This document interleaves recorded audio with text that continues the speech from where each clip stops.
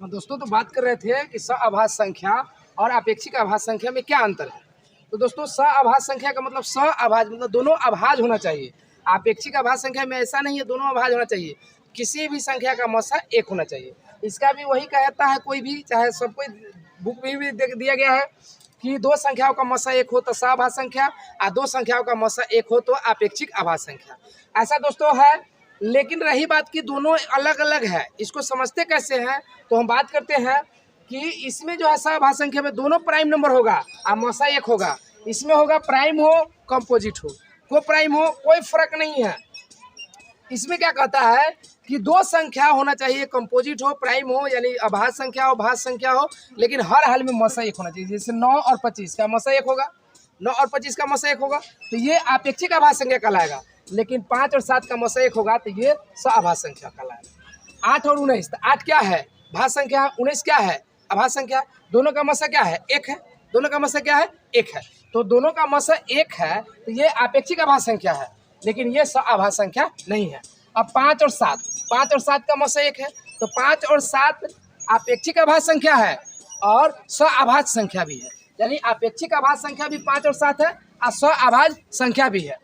लेकिन हम दोनों को कैसे समझेंगे, दोनों का हम दोस्तों समझते कैसे हैं कि ये टोटल अपेक्षिक आभाज्य संख्या सआभाज्य संख्या नहीं कभी भी हो सकता है, कभी भी नहीं हो सकता है।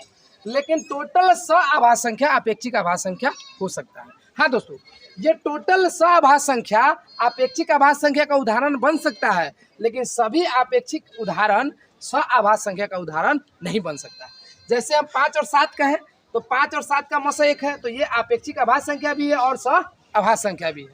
तो हम अगर आपसे ऑप्शन पूछा जाए कि क्या सभी आभाज्य संख्या अपेक्षिक आभाज्य संख्या कहलाएगा, तो हाँ।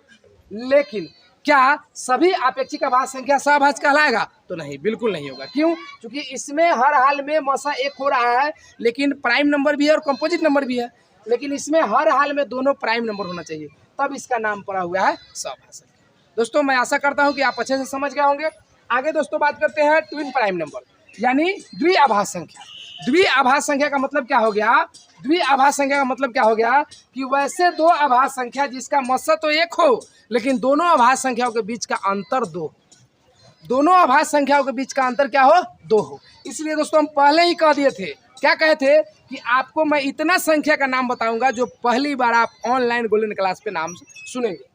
दोस्तों, द्विआभाज्य संख्या मतलब ट्विन प्राइम नंबर किसे कहेंगे, ट्विन प्राइम नंबर उसे कहते हैं जिसका दो संख्याओं का मसा तो एक ही होगा, लेकिन दोनों संख्याओं के बीच का अंतर कितना होना चाहिए, दो होना चाहिए। क्या होना चाहिए, दो होना चाहिए।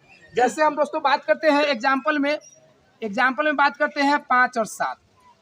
5 और 7 क्या है, ट्विन प्राइम नंबर है, दोनों प्राइम नंबर है, लेकिन दोनों के बीच का अंतर कितना है, दो है, तो इसको बोलेंगे ट्विन प्राइम नंबर। अब दोस्तों बात करते हैं 11 और 13। 11 और 13, 11 और 13 क्या है, दोनों प्राइम नंबर है और दोनों का बीच भी अंतर क्या है, दो है, और दोनों का मसा भी एक है। आगे दोस्तों बात करते हैं 17 और 19।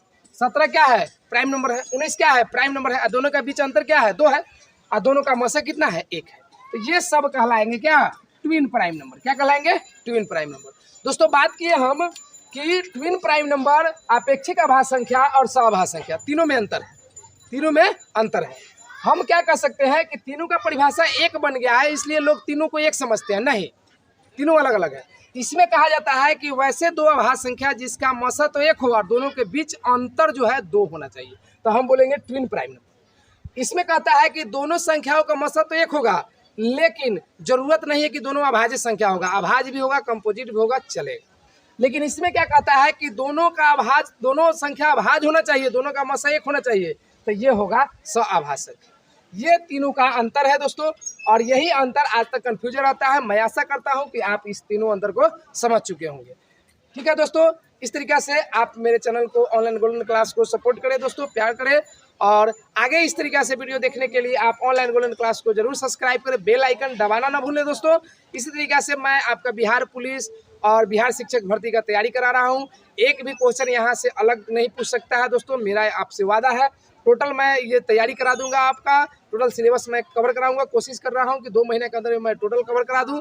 इस तरीके से दोस्तों आप ऑनलाइन गोल्डन क्लास को एक बार जरूर सब्सक्राइब और बेल आइकन दबाएं दोस्तों। जय हिंद,